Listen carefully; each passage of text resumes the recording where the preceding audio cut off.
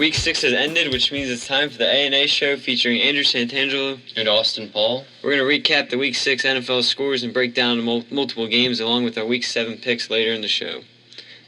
To start off the show, we'll start off with the scores from last week as the Chargers beat the Broncos on Thursday Night Football. The Bills blow out the 49ers. The Redskins beat the Eagles in a close matchup. The Titans in a two-point contest. The Titans beat the Browns. The Giants win over the Ravens. The Saints win over the Panthers on a last-second field goal. The Jaguars beat the Bears on the road. The Lions over the Rams. The Dolphins upset the Steelers. The Patriots beat the Bengals. The Chiefs beat the Raiders. The Seahawks over the Falcons in another close game. The Cowboys over the Packers. The Texans over the Colts. And the Monday night contest, the Arizona Cardinals beat the New York Jets. To start off our Week 6 games, we'll start off with the Eagles at Redskins game in a division matchup, which was honestly pretty much just, the score doesn't say it, but pretty much a beat down by the Redskins. I mean, they won pretty much all areas of this game. Very frustrating game for all Eagles fans all over, from coaching to offensive line to defense. I mean, just no one came to play. You're not going to win many games with 14 penalties. You saw it against the Lions in this week. So this team looks very undisciplined. Again, same story as the Lions game, the 14 penalties, and then defense, multiple missed tackles, which really was the big thing in this game for me, was the amount of broken tackles. I mean, honestly, pick anybody on the Redskins offense, and they probably broke a tackle. So I think the big thing in this one was how well the Redskins played. They showed up defense, offensively. I mean, take away the Eagles' touchdown on the special teams and defense, they don't even have an offensive touchdown. Yeah, the Eagles seem to struggle this game. They only had 239 total net yards in the game, while Redskins had 493. So I mean, that tells you a lot about how the Eagles' defense played and how well the Redskins' defense played. And I mean, it just yeah. If you look at the team stats, like what Andrew said, it seemed to be a beatdown by the Redskins onto the Eagles. It's just penalties also killed them. I mean, they just could not get anything going on offense. Carson Wentz only had 179 yards passing, and that's not going to win you very many football games, especially whenever defense gives up 27 points. And so I mean, Eagles, they need to figure out, offensive line, because they just lost Lane Johnson for 10 games, and they're going to need, help on the offensive line to make up for the loss of him, because he was probably the best offensive lineman.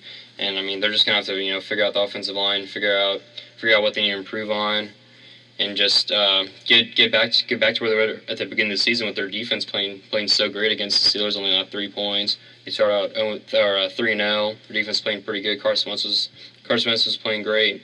The running game was going, and just, I mean, ever since that fumble last week, I mean, everything just went downhill for the Eagles. Yeah, like you said, Lane Johnson's out, and his replacement, I don't know how to say his name, Big so V. just call him Big V. But yeah, he had an absolutely terrible rookie debut. Don't hold back. I'm not gonna hold back. Kerrigan destroyed him a couple of times on the first drive, like 2 sacks. The first play of the game, sacked Wentz. Wentz's jersey got ripped. I mean, pretty much the start of it all.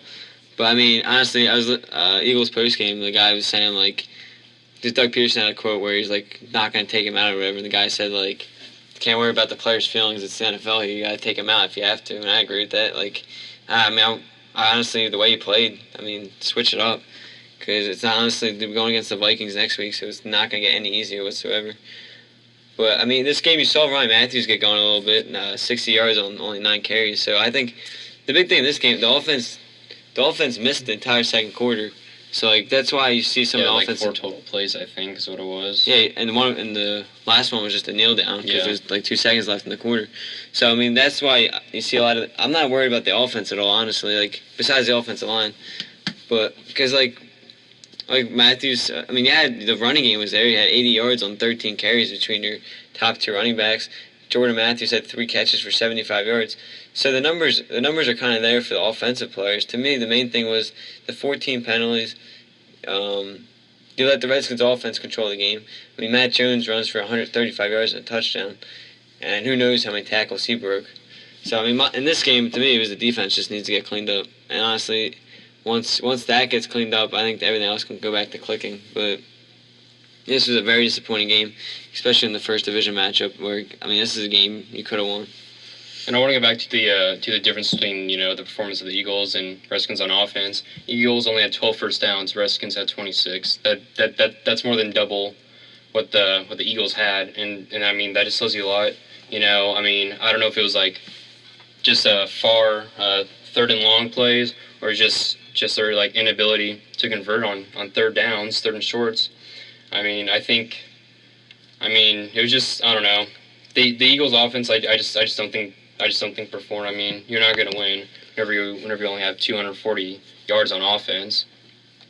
And I mean, they had a good chance to win because of special teams in the second quarter. Wendell Smallwood had a kickoff return, then Malcolm Jenkins had an interception return for a touchdown. And I think that if the offense could have gone going a little bit, I think that they could have won this game because of the special teams play. Really could have helped them out in the end if they would have won the game. But I mean. Carson Wentz, yeah, he struggled. Running game, I think struggled, but I mean, yeah, if you just look at the team comparisons, it's clear that the Redskins just dominated them in all aspects of the game. I mean, it's just gonna be hard to beat a team whenever your defense gives up 26 first downs and nearly 500 total net yards. So, I mean, they just have to get better at that. Yeah, I mean, to me, it's also partially coaching. To have 27 penalties in 2 games, that's just, to me, that goes back to coaching a little bit. I don't know what you have to do to get them from committing these penalties, but a lot of those penalties were on defense too. It's not even there were a couple holding calls, but a lot of them there was a couple pass interference calls. There's roughing the passer. I mean, yeah, to me, it's just unacceptable at this stage of the season already. You're 3-2, so you're 5 games into the season. I mean, the bye week somehow hurt us more than it helped us. And usually it's the opposite effect. It could have destroyed the momentum that they had. And that's what it clearly did that, but I mean, I don't know. It's frustrating from an Eagles fan standpoint. And it's not going to get any better playing probably the best team in football next week against the Vikings. That's the other thing. It's only going to get harder from here. You got the Vikings, Seahawks, Bengals, Packers. I mean, you still have them all on the schedule. So yeah, you're going to have, Vikings, and then Cowboys going to come off a bye. And, I mean, could easily lose the next 2. Yeah. It's going to be interesting to see what happens down the road because, Eagles are looking pretty good to start the season, and now they're looking, not as good, and they're looking like they're struggling a lot, especially against, the Redskins defense, which, isn't all that great besides, Josh Norman, Ryan Kerrigan. I guess Josh Norman, did his job out there, stopping the receivers, but I think it all comes down to Carson Wentz making plays and also the offensive line helping him out because if you watch the game, Carson Wentz had no time at all. The pocket just collapsed on him and he had to roll out nearly over 50% of the plays probably, and he looked to struggle a lot. Yeah, for Wentz, like I said before, I'm not too concerned about Wentz. He had a couple bad throws, but besides that, he looked like his normal self. To me, it was more the offensive line. It wasn't the normal offensive line. He didn't have as much time as he usually did to find the open guy and stuff, and he was rushed the whole game. And you can tell, I think the whole team was, after the first sack, his jersey ripped and everything, I think he got a little flustered. And, the offense just wasn't clicking. They could have scored 2 touchdowns in the fourth quarter where they got held for field goals. I don't know. You gotta find a way to score those. Yeah, so we're gonna move on to a Thursday night contest. Chargers beat the Broncos 21-13. Pretty shocking game because Chargers came into the game 1-4. They were looking pretty lackadaisical out there. But this game, their defense came to play. Known as one of the weaker defenses in the league, they came to play this game. They stopped the run. Trevor Siemian had 50 passes. You can't win whenever second-year pro is throwing 50 passes. I think that you need to run the ball more. But I mean, Chargers offense played decent. They didn't play great, but they played well enough to win. The defense helped them out a lot. Only allowed 13 points to, a pretty good offense with a lot of good weapons at wide receiver. Sanders, Thomas, and also running back C.J. Anderson having a good year to start out. But Chargers, I mean, they just looked like the better team, and it's just like Chargers always play the Broncos good, and it's just every year Chargers are gonna win at least one game against the Broncos, which you never expect because Broncos one of the better defenses one of the better defenses in the league. I mean, I don't know, Chargers just looked really good this game. Yeah, I mean, I think the Chargers are a weird team because I think they've played well most of the year. The offense has not. The defense hasn't really. I mean, they've won multiple games. I mean, they honestly could have a 500 record at this point. But yeah, in this game, like you said, Trevor Siemian throwing 50 passes. That's too much for him to throw. But I mean, C.J. Anderson 10 carries, 37 yards. You gotta know, like that's C.J. Anderson struggled these last couple weeks. So I mean that's where if you want to get the offense going on the Broncos, you need to start with the running game, in my opinion. Because I mean he completed 30 passes, so the completions were there, only 230 yards and a touchdown. But I think like you said, that shockingly the Chargers defense played better than most people would expect them to. I mean Melvin Gordon seems to be playing well now. I think he got off to a slow start this year, but I think the last couple games he's found a rhythm. And then Philip Rivers has always been, I mean, he's always had a nice arm. But I mean, he only threw for 178 yards in this game. So I think a lot had to do with, the Broncos defense held them to a lot of field goals too. So it wasn't like Broncos defense was giving up a lot of touchdowns in this game. Yeah. And to go back to the Chargers defense, I mean, they haven't done good all year. I mean, I'm looking at their scores now that they've given up. They gave it up 33 the first week to Kansas City on a, 17-point comeback by Kansas City in the fourth quarter, something like that. Gave up 14 in week 2 to Jacksonville. They gave up 26 to Indiana, then 35 to New Orleans. But I mean, they scored 34 that week, and I mean, their offense is playing consistently well. They're, looking like they're scoring about 28 to 30 points per game, but their defense is giving up like over 30 points a game, and that's not going to win you any football games if your defense is playing like that. But this game, their defense came to play, and I don't know if it's just Trevor Siemian, still trying to get adjusted to being the starting quarterback for the Broncos, or if it's just the Chargers defense just came to play this game. I mean, I don't think they forced any turnovers on them. Oh, yeah, they did. They forced two fumbles, but other than that, I mean, it's not like that did a whole much for them because, like Andrew said, I mean, a lot of field goals. They had 4 field goals in the game, and they're all like short field goals under 40 yards. And it's probably short yard situations. Broncos stuffed them, but I mean, I don't know. They're just playing good. They also got a safety in this game. The defense did off of a holding, I think it was, or something like that, right? Yeah. Yeah, it was a holding call on Ryan O'Kuhn. But I mean, yeah, I think just Chargers defense came to play like what we've been saying, better than the past few weeks. And Philip Rivers played good also. He was efficient, only 178 yards on 18 completions, but he did have a touchdown. Melvin Gordon ran the ball. Not great, but I mean he had 94 yards against the Denver defense. That is fantastic against the run.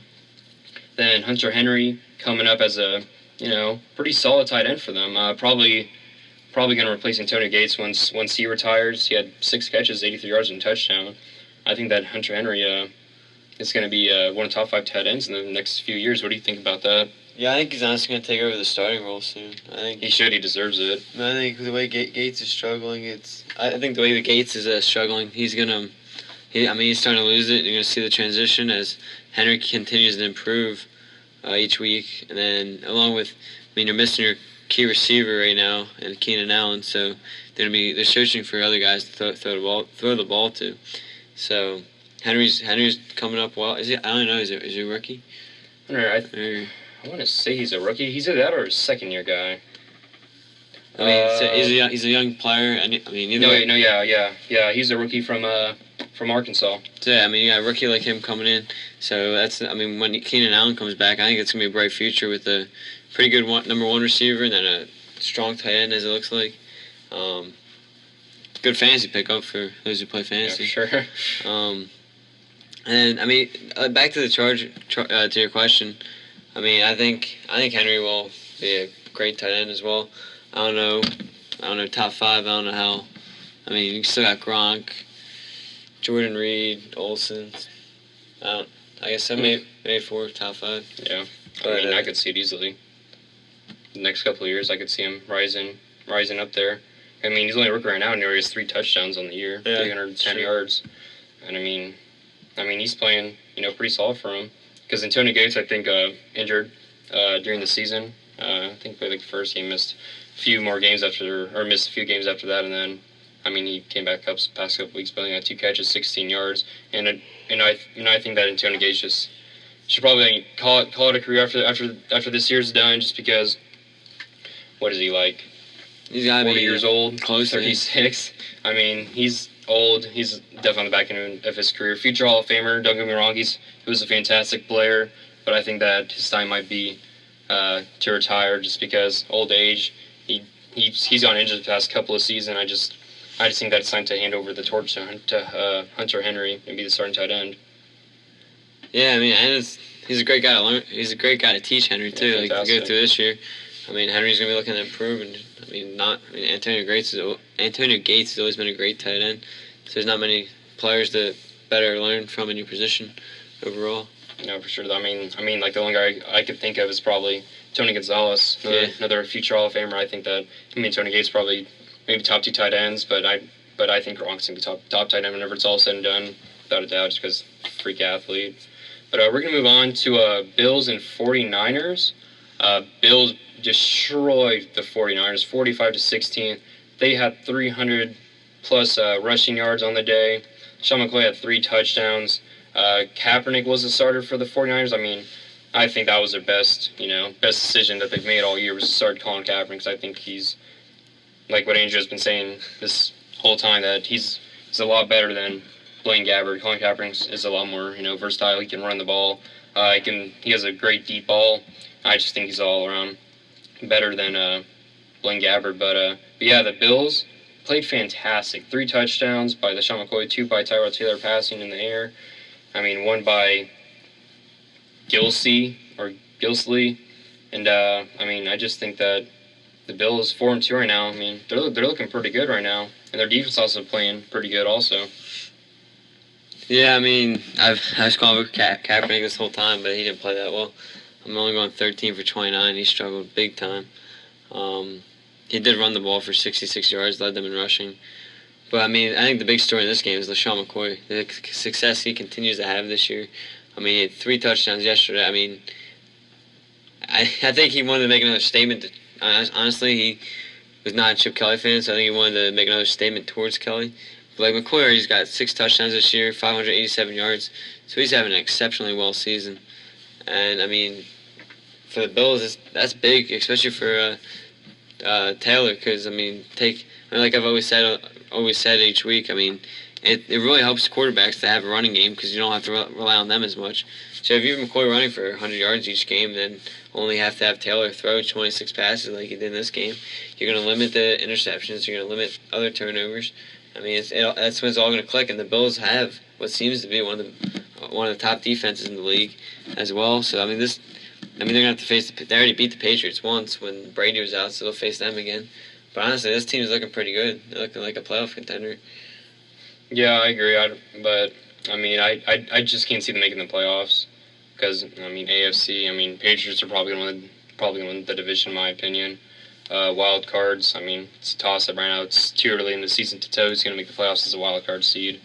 But yeah, like you said, Tyrod Taylor's playing good. I mean he only had 26 passes, but I mean whenever you have LeSean McCoy running for 140 yards and 300 total rushing yards by your entire team, I mean why pass the ball whenever it's working so well? And I think that in the next few weeks they're going to lean more on the run because I mean that worked for this game. Even though I know 49ers defense, not one of the better defenses in the league. And so, I mean, I think that they're going to stick to the run next few weeks, but I mean, eventually, I think Tyler Taylor is going to have to make plays with his arm, and for them to win. But I mean, yeah, it worked this week. They ran, like I said, over 300 yards, and I mean, they just dominated the 49ers the entire game on offense and defense. Yeah, another thing is, I mean, the 49ers couldn't get their run game. I mean, they didn't really get anything going this game. Hyde only had 52 yards on 14 carries. Kaepernick had, it's just, I don't know. Going into the year, no one expected the 49ers to have that good of a roster. So I don't think Kelly has the guy he wants. Kelly has the players he wants. But, I mean, to me, the 49ers, they struggled in all areas. Like, their defense gives up 45 points again. I mean, they're giving up points at a very high rate. I mean, they had the game against the Cowboys. They had this game against Arizona, gave up 33. So, I mean, to me, it starts with their defense, honestly. I mean, I don't know where they go from there. But I think that the one bright spot in their defense is DeForest Buckner. I mean, he had 2 sacks this game. And I mean, I think he's going to start being the focal point of that defense because, I mean, like I said, he did have 2 sacks. I think that, I mean, he's going to be the future defensive star of that team. I mean, they've good defenses in the past, and I think that they have to get back to that strong defense if they want to have more success. Because I mean, if you think about it, like whenever they went to Super Bowl, defense probably one of the best in the league, and all they had was Colin Kaepernick, Frank Gore.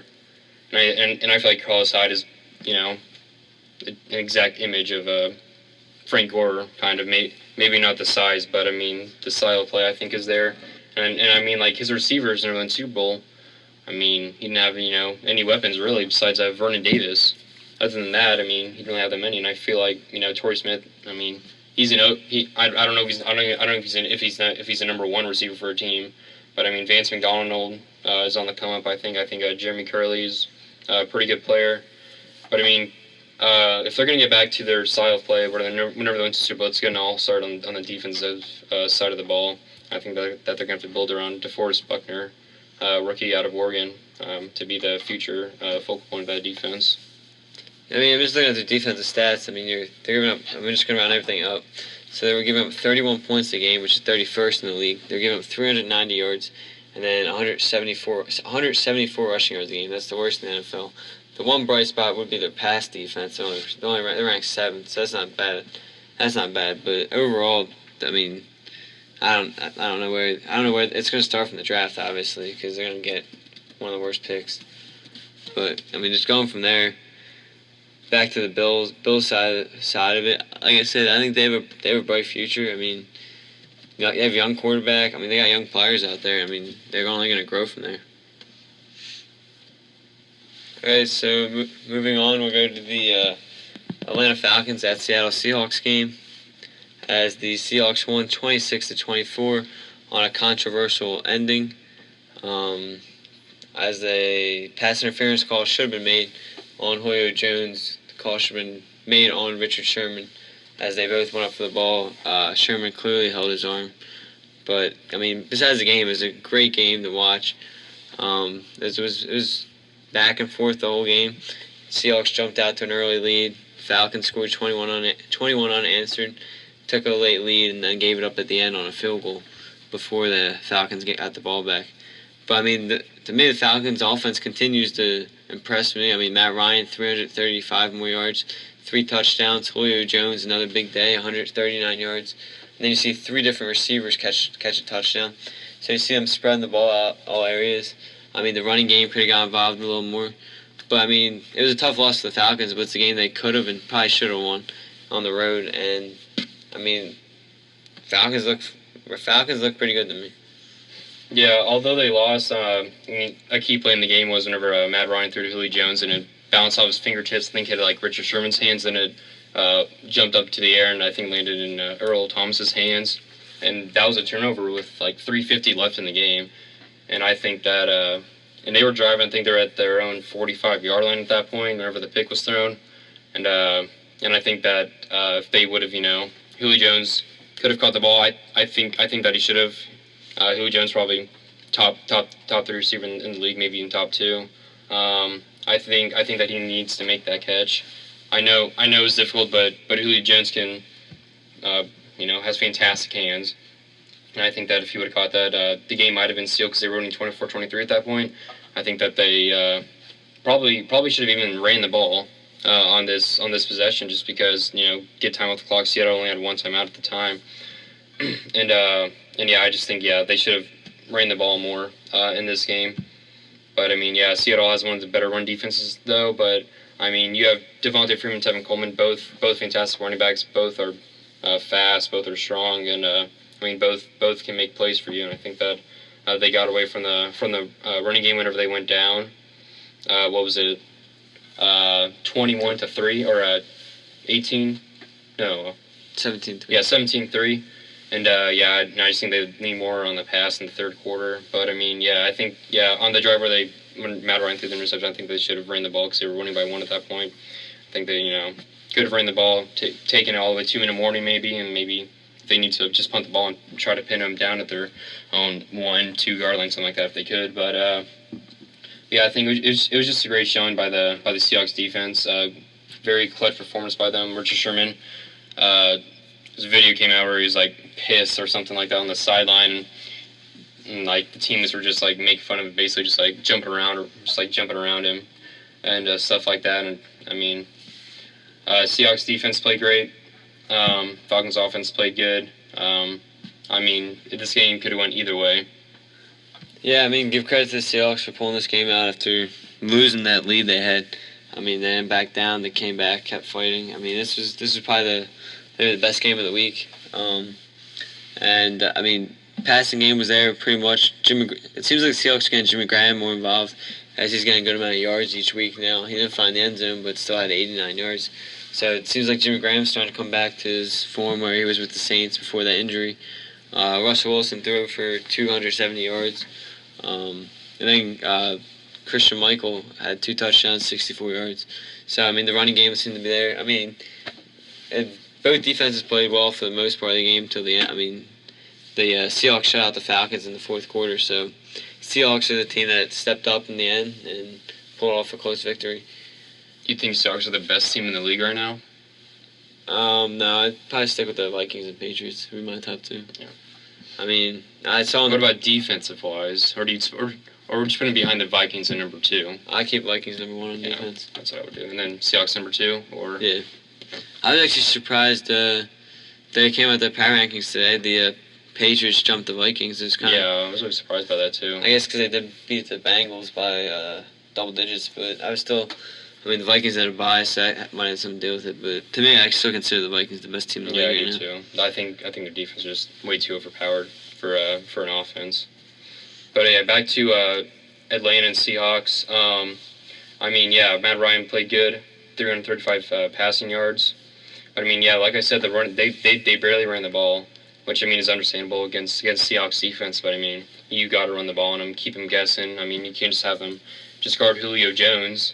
Or then, I mean, like, he did have 139 yards receiving, but, I mean, they were, probably at some point going to, like, double cover Julio. I think that should have ran the ball a little bit more in the game. They could have won the game without that, but I think that would have helped them out a lot. Yeah, back to the run game real quick. I mean, you saw multiple weeks. They were mixing in Freeman and Coleman a good amount. They only used Coleman 5 times in this game, and then he only had 1 catch. So they didn't get him involved as much as they usually do, which kind of surprised me a little bit, just because of how well that duo was doing. You'd think they would have just kept up with it, but I guess I don't know. I don't know why they went away. They just got behind is the only guess I have for why they didn't run the ball more for those two. Yeah, but like you said, they took the lead. They had the chance to just run the ball, and I mean, it was just a tough game. And honestly, if you're an Atlanta fan, that's a tough one to swallow. I feel like if they could go back, they'd probably run the ball a little bit more. In the fourth quarter, try to waste more time. I forget what down it was on that pass. That was a first down. Yeah, first down, and you probably definitely want to run the ball. Yeah, it really doesn't make that much sense. 4 minutes left in the game, we're up by 1. I was kind of thinking if it was third down, I could see you going for the first down and then keep it going. But, I mean, it's a first down. They threw the ball to Julio in the middle of the field. I mean, I thought that was a very questionable pass. I mean, just run the ball. Seahawks only have 1 timeout, and if they use the last timeout, that's fantastic for you. Because then they have 1 less timeout that they can have at the end of the game. And I think that's what killed him in the end.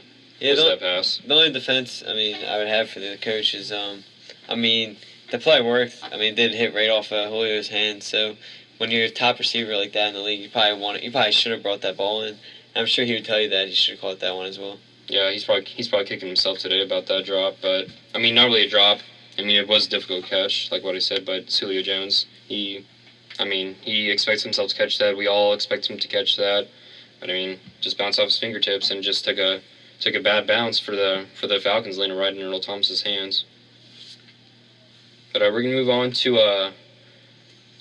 one of the top games of the week. I would say probably a little bit biased right there, but Cowboys had a fantastic win over the Packers this week, 30-16. Defense absolutely shut down Aaron Rodgers in this game. He could get nothing going against the Cowboys defense. Packers are looking, pretty bad.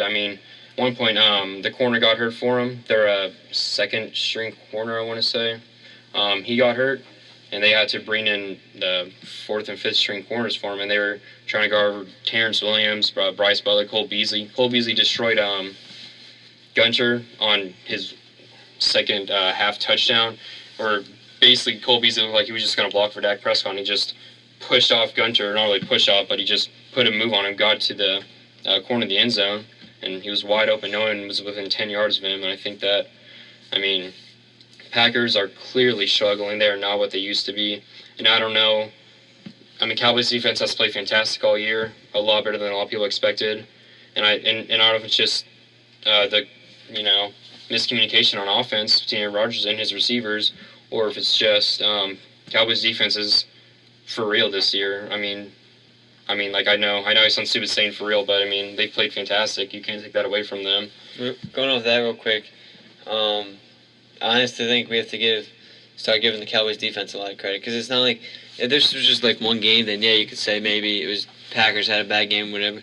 But the Cowboys defense has been showing up a lot this year. They held Cincinnati to 14 points. They jumped out to, I think it was a 28-0 lead before they gave up those 14 points. San Francisco, they ended up being close, but I think I forget if it was one or two, but that one touchdown was kind of just like a garbage late time touchdown. To Randall Cobb, in the fourth quarter. I was talking about the 49ers game when they. 49ers, yeah. So you saw the defense show up there. The game they lost wasn't really the defense's fault if Terrence Williams runs out of bounds. Yeah. So I think you have to honestly start saying Cowboys defense is probably a little better, more than a little, yeah, than what we thought it would be. And Cowboys are playing very impressive right now, and they look like a really good football team. And then now you're gonna have the quarterback controversy. I think Tony Romo is scheduled to come back week 8, so we'll see. Scheduled to. We'll see what they do there. Keep going. Go ahead. I just want to say another thing about the defense overperforming. Not beat the Giants. They lost the Giants 20-19, but they only allowed 20 points to the Giants. Odell Beckham Jr. only had 73 yards receiving. Odell Beckham Jr. tears up Cowboys in previous years. And this game, or week 1, I guess, Mo Claiborne, Brandon Carr, Byron Jones shut down Odell. The next week gave up 23 to Washington. But they've only given up 20+ points twice this year, and the most points they've given up is 23. I know that they haven't played fantastic offenses. Redskins probably the best offense that they've played all year besides the Bengals. But they've only given up 20 to the Giants, 23 to Redskins, 17 to Bears, 17 to 49ers, 14 to Cincinnati. AJ Green had 30 yards receiving. So that tells you how much the cornerbacks and safeties are stepping up for the Cowboys, not allowing those big plays in the open field, and they're just playing fantastic. And they got DeMarcus Lawrence back last week, and I think that was a big addition for them. And it's great. It's great to see everyone. I don't want to say healthy, but for the most part in there. Sean Lee is playing fantastic all year. He had 10 tackles this game. Barry Church had a pick. It was Aaron Rodgers' fault. Did you see the play where he threw the ball right to Barry Church? I don't know what it was. I think he was throwing to Jordy Nelson, and he just I guess he didn't see Barry Church and threw it right into his arms, and that was a pick by him. He almost had another pick. Sean Lee almost had a pick. He threw it to, I think, Jordy Nelson. I think Sean Lee jumped it barely and then had the ball in his hands. I think that Nelson or something like that kicked the ball out of his hands and had it flowing or going everywhere in his hands. I think he just dropped it. I mean, Aaron Rodgers could have had 2 picks in this game. He fumbled the ball on the Cowboys' 1-yard line. David Irving, if you haven't heard him, you're gonna learn about him next few weeks. I mean, you got to give him more time. He played. I mean, I know he only had 4 tackles, but he had 3 forced fumbles. I mean, think about it. 3 forced fumbles. Most teams don't even have that many forced fumbles this season. I mean, he played fantastic. He had the fumble, like I said, or sack fumble on Aaron Rodgers, and he also recovered the ball too on the 1-yard line for Dallas.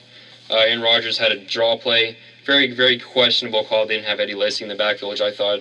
I mean, I know I'm a Cowboys fan, but I mean, you got to put in Eddie Lacy on the 1-yard line. Eddie Lacy could have just bulldozed his way in most likely.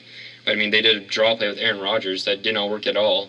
I mean, he had nowhere to go, and David Irving got to the backfield, hit the ball out, and ball went everywhere. I think it was, I want to say, I don't know the offense. I think it was T.J. Lane that had the ball in his hands and popped out of his hands, and David Irving was right there, picked it up, landed on, and Cowboys got the ball.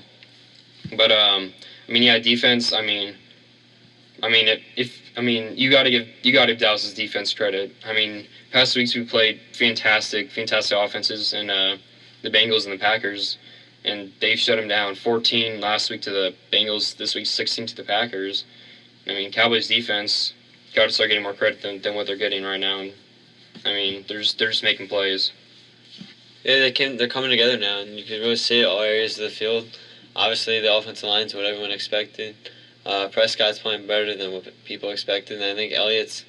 I mean, I wouldn't expect him to do this well, but I mean, he's playing well like everyone else expected with the offensive line. But again, he had 150-plus yards, so he continues to impress, and he's probably the front runner for Rookie of the Year. So, I mean, the offense that continues to impress me is Elliott, and then the way they got Cole Beasley, keep getting Cole Beasley involved without Dez Bryant. I mean, this team is very dangerous, especially they're not even healthy. I mean, if they were healthy, yeah. I mean, they honestly, they really should be 6-0 too, because they should have won that Giants game. If we had Dez Bryant, Darren McFadden, I know he'd be the third string right now, but I mean, you can still put him in. A couple plays whenever Alfred Morris or Elliott, maybe a little bit tired. And defense also, we have still 2 more suspensions. Londo McClain and Randy Gregory, both not playing, still suspended. And and also this game, Sean Lee hit Morris Claiborne. I think it was the second quarter. Morris Claiborne was guarding I want to say Randall Cobb, something like that. And the ball went to Randall Cobb, and they both just collided head into each other. Morris Claiborne down, came out that he's a concussion.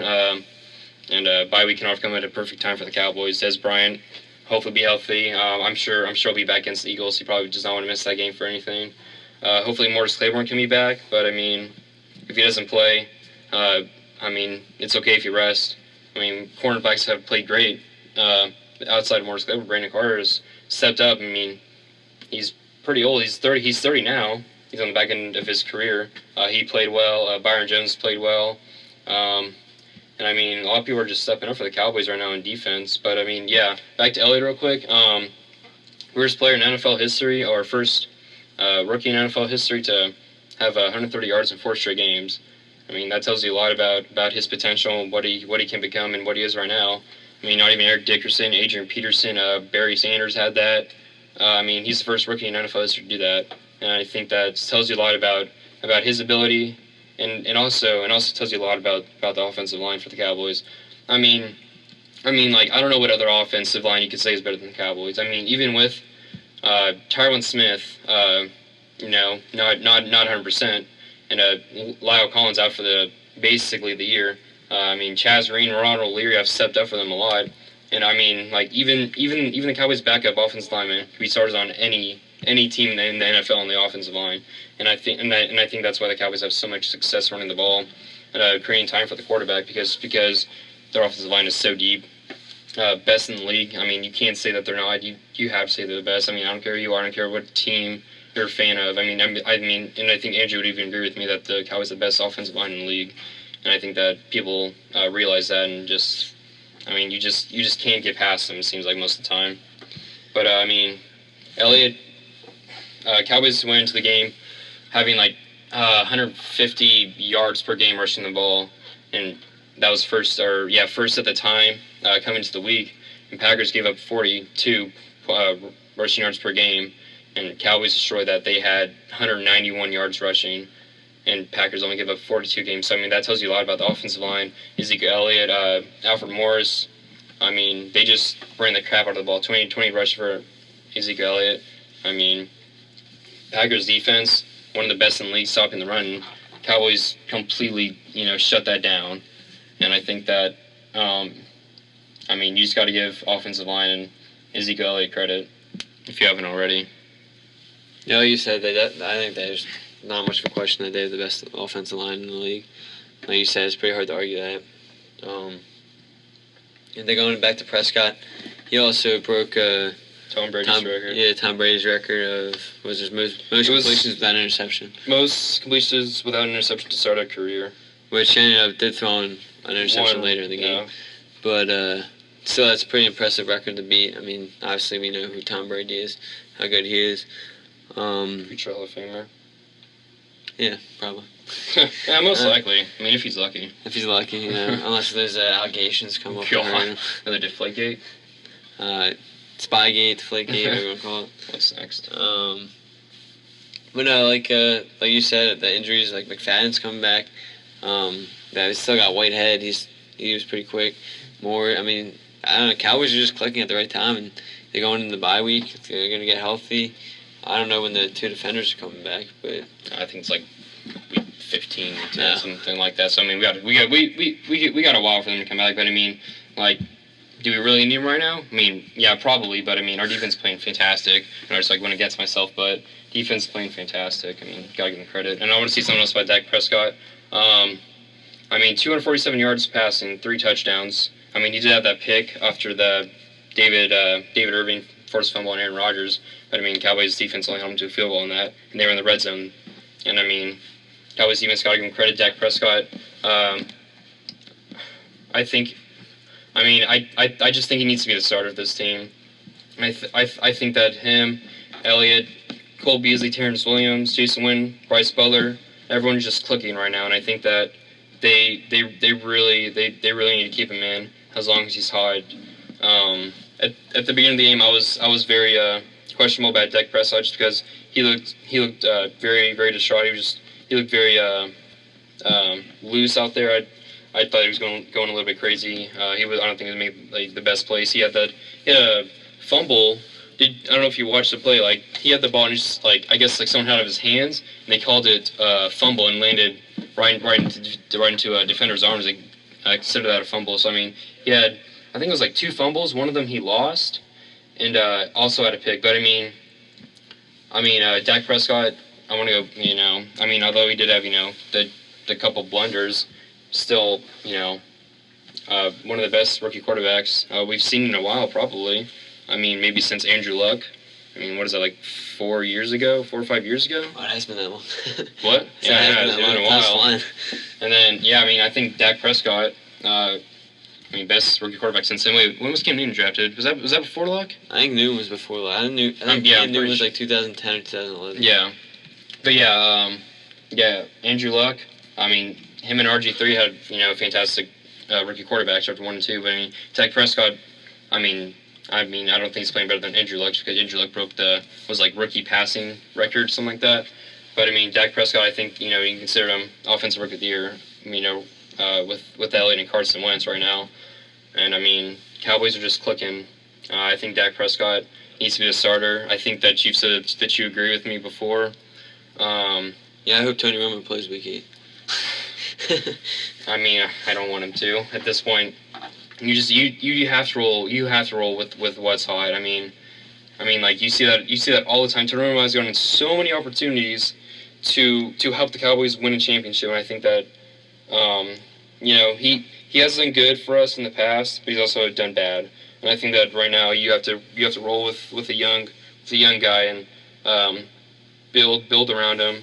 I saw Donovan McNabb. I don't know if you saw this. He said that Cowboys need to trade Des Bryant and Tony Romo and build around Dak Prescott and Zeke Elliott. I mean, I don't really agree with that. I think that, I mean, you just got to keep Romo right now. I mean, you never know. Something could happen to Dak Prescott. I mean, hopefully that doesn't happen. Hopefully Dak Prescott stays healthy. But, I mean, if it happens, you got Tony Romo back there. Or if something happens to Tony Romo, you still got Dak Prescott just back up. And I think the Cowboys have a fantastic situation right now with their quarterback. The quarterback battle going on. And I think that, it's a great thing for a team to have, two starting caliber quarterbacks on the team. I know we're talking about Packers and Cowboys a lot, but I mean, I just want to say all that stuff. I mean, Cowboys playing fantastic. Got to give them credit, defense. But I mean, just sum up the game. I mean, two records are broken by the Cowboys, and then on the other side, Packers clearly struggling. They can't get anything on offense. Defense struggled this game, and I think that Packers are maybe on the decline, and Cowboys are on the way up. But I think we should probably move on. We're pushing on 45 minutes right now. We should probably go to our Week 7 picks. Sorry about that. I was rambling the whole time. I'm just pretty happy about the Cowboys right now. That's understandable. But I just want to go off something real quick on what you said about the Donovan McNabb comments. I did not hear that, but a couple things of that is, I don't know, one, why you would trade Tony Romo, and you're not going to get anything for Tony Romo at this point in his career. The amount of injuries he's had. Like, if you think about Sam Bradford, got a first-round pick for him. But Sam Bradford's still younger, and his injuries haven't been as serious. Yeah. And then Des Bryant, I don't know why you would trade your number one receiver. Yeah. I don't agree with that at all. I mean, if anything, if you're trading one, you trade Tony Romo, because Des Bryant, top 5 receiver in the league, win healthy. I'm like, we're going to trade Des Bryant for a first-round pick and then draft another receiver. Yeah. It's not like Des Bryant's 35 and going to retire in 2 years. But, I just want to go off that real quick. But, yeah. So we're going to move on to our picks. Picks from last week, Andrew and I, 10-5. We both went 10-5 for the picks last week. And then on the season, we're both 35-24, so we're tied on that as well. I mean, we've been tied all year, so... I mean, hopefully it changes this week for one of us has the advantage, or we're going to see what happens.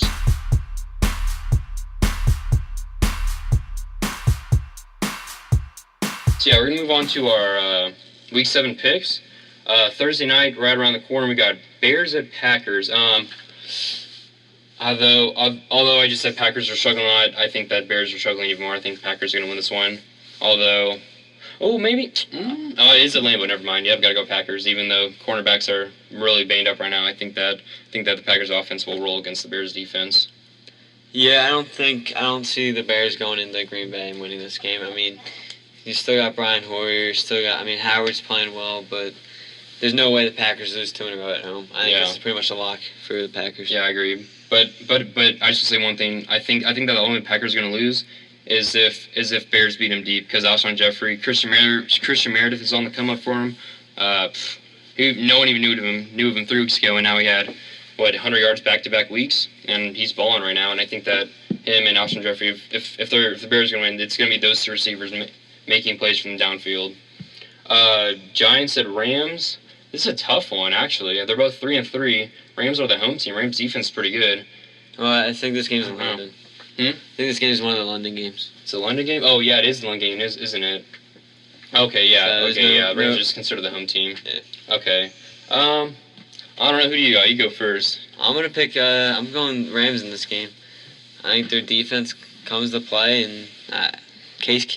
I don't know if you saw last week's game, but Case Keenum had a fantastic week. He had 3 touchdowns, right? He had 3 touchdowns, 350 yards, and he was 27 for 32. I think he also had a rushing touchdown, too, in that game, didn't he? He might have. I don't know about his rushing stats, but I was shocked when I saw that. Yeah. They still lost somehow. But, yeah. So I think Rams got a bounce-back performance in their defense, and they find a way to steal this game against the Giants. Yeah, I think... I don't know. I think I'm going to agree with you. I think the Rams, I think that their defense... is going to get to Eli Manning. I think Eli Manning has 7 interceptions, 4 fumbles or something like that. Something pretty bad. But I think that the Rams defense will get to him. So we're going to move on to the Chiefs and Saints. I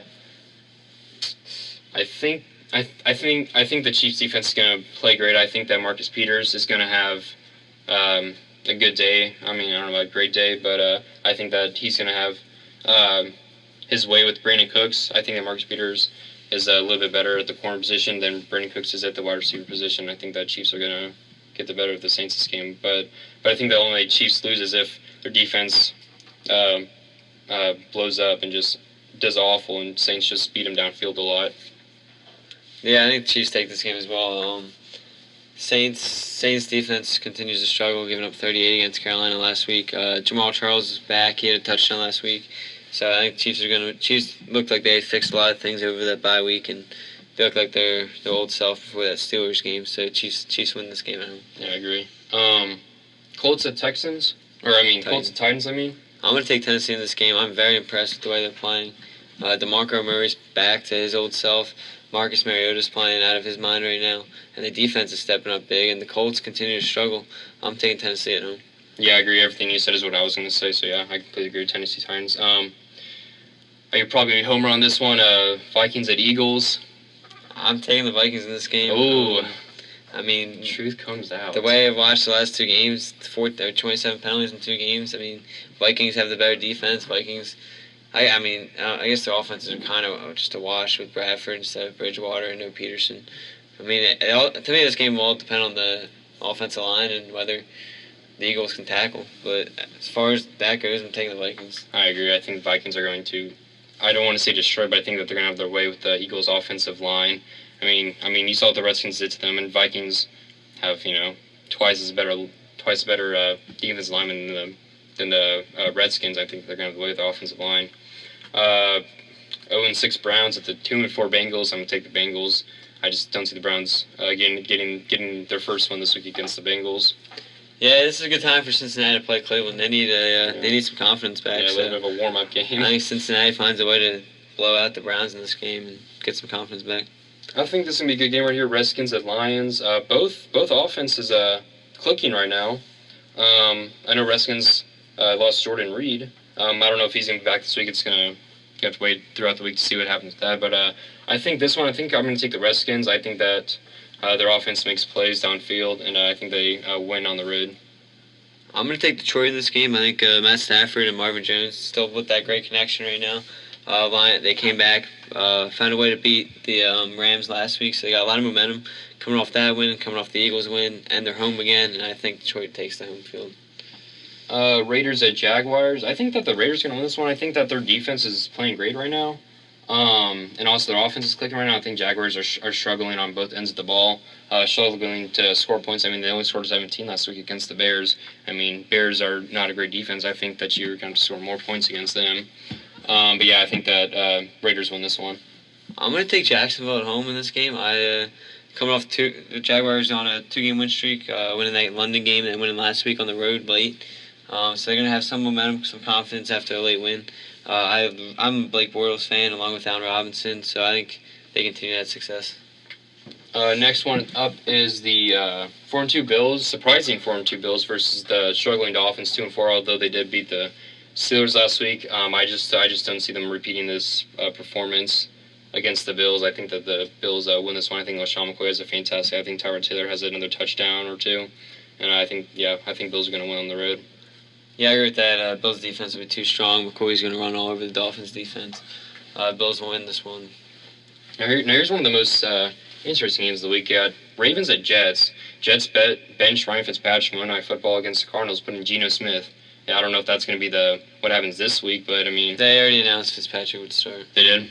Okay, well, there you go. If Fitzpatrick would start, I mean, Ravens' defense is, pretty good. I mean, they're not as good as the Cardinals, but I think they're good enough, and I think that... Jets are struggling way too much to think that they're going to win a game against the Ravens. I think Ravens take this one. I'm actually going to pick the Jets with the upset in this game. They're not playing well, obviously. They're going to win one eventually. They're home this game. You're going to look, Fitzpatrick got his wake-up call. He got benched. I expect a big game from Fitzpatrick next week. Really? He was demanding all that money. Now he got that statement. I expect Fitzpatrick to have a good week. Yeah, I just don't know if Fitzpatrick can do it. He has 11 picks so far this year in, 6 weeks? Oh, yeah, he's playing awful, don't get me wrong. I'm just saying he's due for a good game. The team's due for a good game. I think Ravens are a team you can bounce back from. It's not like the Ravens have a explosive offense. I mean, Terrence West is playing well, but I mean, besides that, I think Jets have a better defense than the way they've played. So I think that's going to be a low-scoring game. I don't think it's going to be like a high-scoring shootout game. I agree with that. I think that. I mean, if a team's going to blow out the other team, I think that Jets are going to blow out the Ravens. But I think it's going to be a close game. I think those defenses are pretty evenly matched, and I think that Ravens win this very closely. Buccaneers at 49ers. I think 49ers win this one. I think Colin Kaepernick is going to play, better against Buccaneers' weak defense. I think that I want to say has his way, but I think that he's going to have more success than last week. Yeah, I agree with you. I'm going to pick the 49ers as well. Waiting for Kaepernick to. We've been calling for Kaepernick. He's in there now. He's due for a big game. Hasn't played in a while. 49ers win this at home. I think this game's also going to be a pretty good one. Chargers coming off their upset win against Denver, playing the Falcons, who lost a heartbreak against Seattle.